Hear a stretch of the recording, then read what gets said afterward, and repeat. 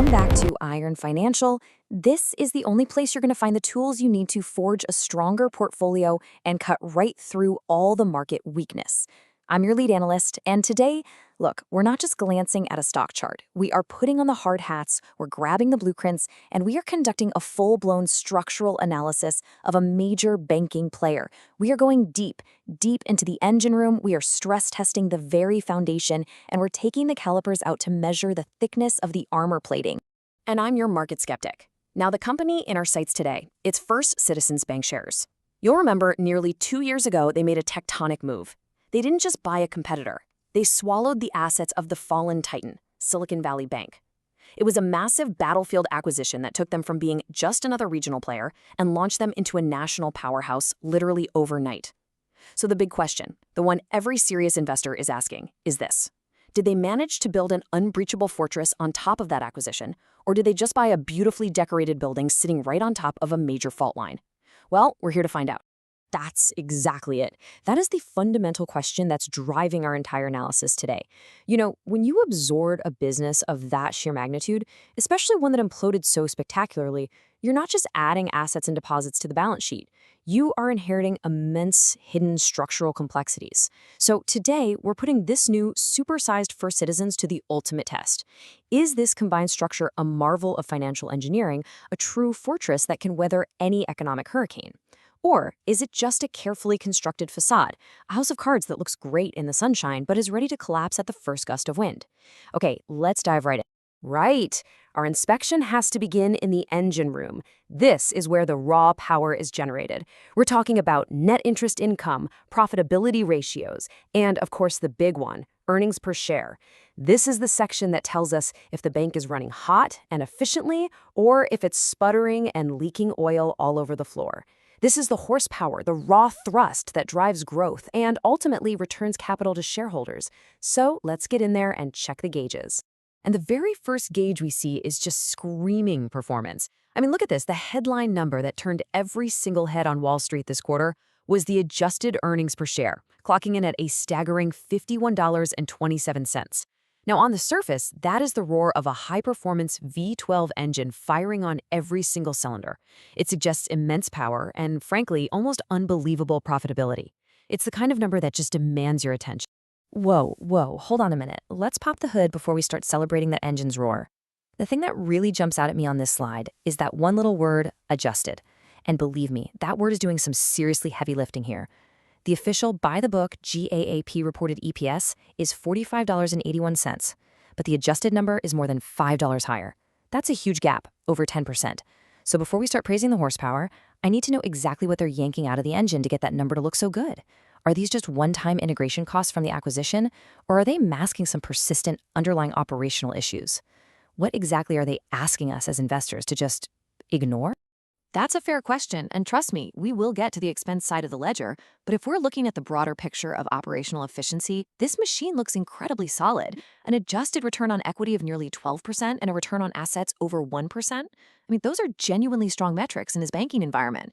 This tells us that management is effectively deploying its massive new asset base and its equity to generate real profits. These aren't just flashy adjusted numbers. This is the proof that the core machine is running well and it's converting its scale into tangible earnings for shareholders.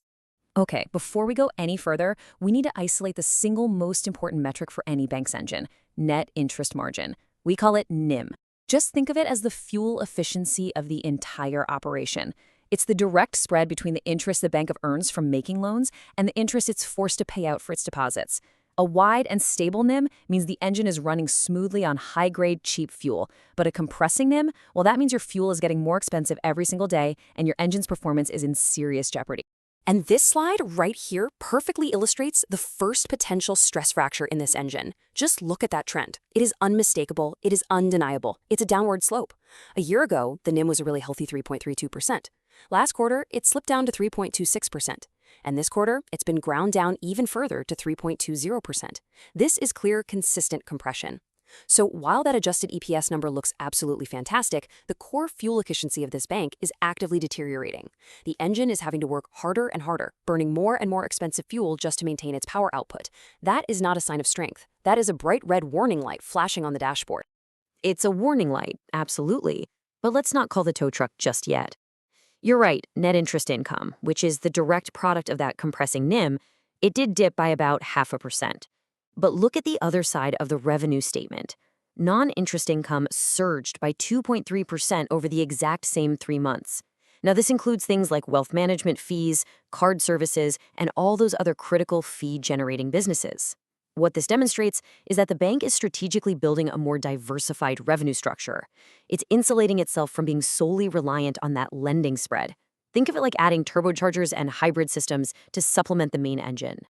Sure, a turbocharger is great, but not if it causes the whole engine to overheat and melt down.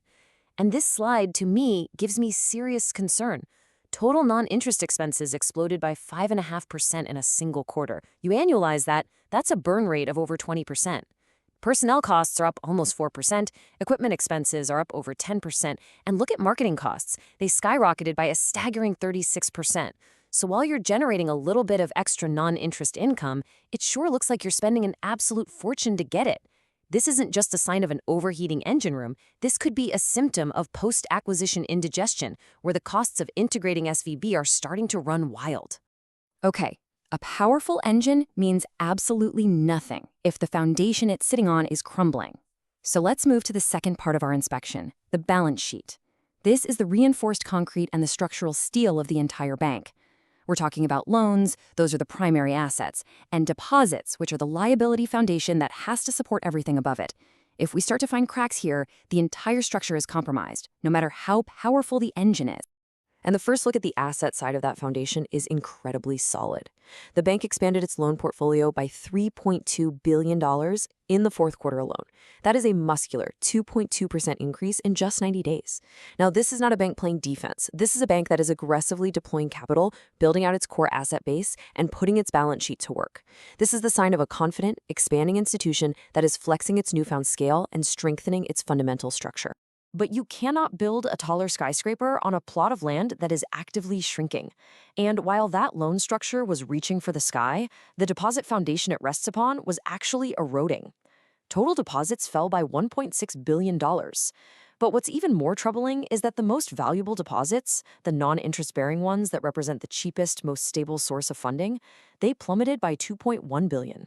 So the crucial point is this: they are piling more and more weight onto the structure while the very ground underneath it is washing away. How is that a sustainable blueprint for growth? Okay, let's provide the critical context here before we declare a fatal design flaw. Management was very clear about this. This was an expected seasonal outflow, largely from their sophisticated global fund banking clients, who tend to move very large sums at year end. This was not a panic-driven bank run. At the same time, they simultaneously grew deposits in other key legacy SVB areas like tech and healthcare. And here are two vital data points you have to consider. First, closely related off-balance sheet client funds actually increased by $2.6 billion. And second, if you analyze the average deposit level across the entire quarter, not just the snapshot on the final day, deposits were actually up by $2.6 billion. This points to a managed, temporary fluctuation, not some fundamental crack in the foundation. Perhaps. But the math doesn't really care about explanations, does it? This slide shows the stark, unavoidable consequence of those outflows. The loan-to-deposit ratio rocketed from 88.7% all the way up to 91.5% in a single quarter. Now, this is a primary gauge of a bank's liquidity and its risk profile. A higher ratio means more of its funding is loaned out, which leaves a thinner cushion for error. And while, yes, it remains below the 100% danger zone, that is a dramatic increase in leverage in a very, very short period of time. The foundation is under objectively more stress today than it was 3 months ago. That is not an opinion, that's just arithmetic. But how does management respond to that increased stress? They show unflinching confidence. And this slide right here brilliantly illustrates their conviction. They bought back $900 million of their own stock in the fourth quarter. And since this buyback program began, they've repurchased nearly $5 billion worth, retiring an incredible 18.3% of their Class A shares. Let me be clear, you do not execute one of the most aggressive capital return programs in the entire banking sector if you believe there are genuine cracks forming in your foundation. This is a massive, unambiguous vote of confidence from the architects who know the structure best. Well, a vote of confidence is one thing. A real-world shield is another.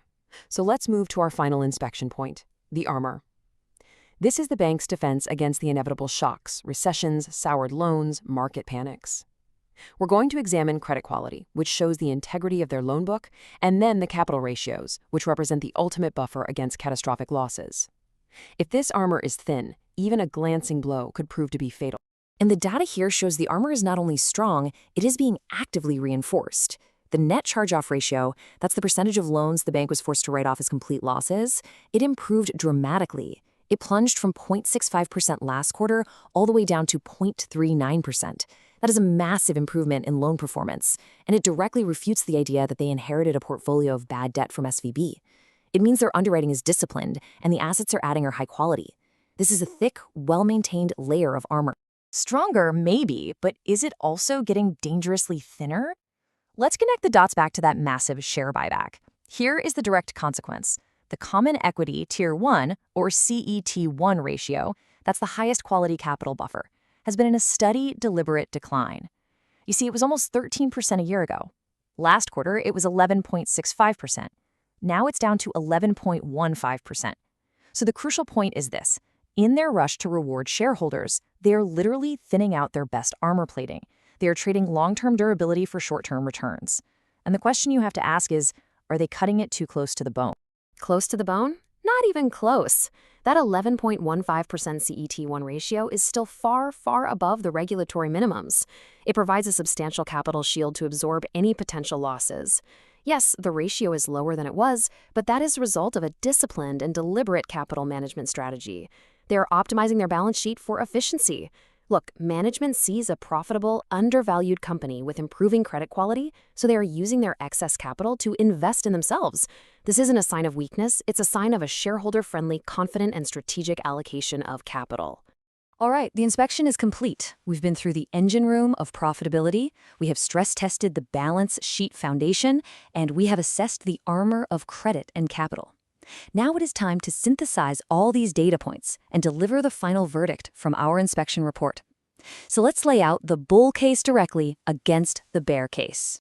So here it is, laid bare, the two competing narratives.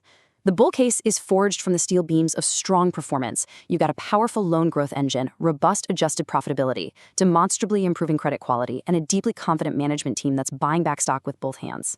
But on the other side, the bear case focuses on those hairline cracks that are appearing under the surface, a deposit foundation that did shrink this quarter, compressing margins that act like rust on the core profit engine, escalating operating costs, and capital ratios that are undeniably trending lower. And as you weigh those two cases, these are the critical stress points that you absolutely must monitor going forward. First, watch that net interest margin like a hawk. If it continues to compress, that core engine is going to seize up. Second, track the growth of non-interest expenses. Can they prove to the market they have their costs under control? Third, and this may be the most important of all, is the deposit base truly stable? Any more significant outflows, especially in those free non-interest-bearing accounts, is a major red flag. And finally, keep an eye on that CET1 ratio. Management calls it strategy, but there is a regulatory floor, and you never, ever want to see them get too close to it. So what is our final iron financial verdict? The structure is solid, but the foundation is shifting. First Citizens delivered a quarter showcasing a powerful engine, evidenced by that strong loan growth and those impressive adjusted earnings. The armor, in the form of credit quality, is actually getting thicker. However, that powerful engine is running on a slightly shrinking and demonstrably more expensive fuel source, as shown by the deposit outflows and that NIM compression. So the bottom line is this. First Citizens is not a trap. It is a complex, powerful institution that is navigating the immense challenges of a mega merger. But the underlying shifts in its foundation mean that it demands extremely careful and continuous inspection before you make it a cornerstone of your portfolio. That's how you forge strength. We'll see you next time on Iron Financial.